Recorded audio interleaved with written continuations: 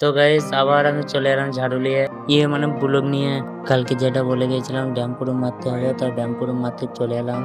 भाई आज ऑमलेट नहीं बनाऊंगा, आज तेल का ऑमलेट बनाऊंगा। কি গাইস আমাকে একটু সাপোর্ট করবে না? মেহনত করার ভিডিও বলে লাইক কমেন্ট করে যাবে না?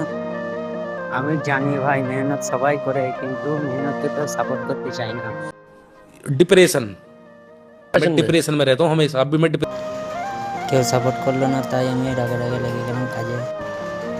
মিস্ত্রিকে বললাম দোকান থেকে চা আনতে, দেখো কি এনেছে, জুস নিয়ে চলে এসে।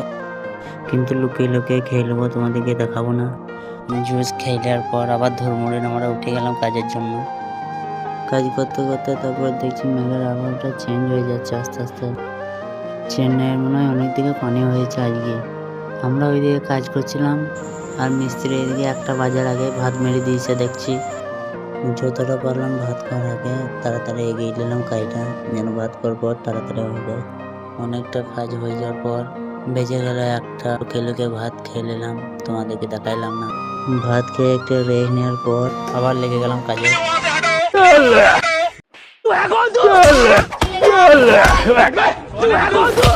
भाई यहाँ पे क्या हो रहा भाई? ये कहाँ फंस गया भाई मैं?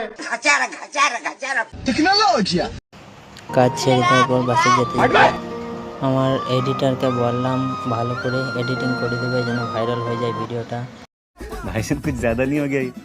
मतलब कुछ भी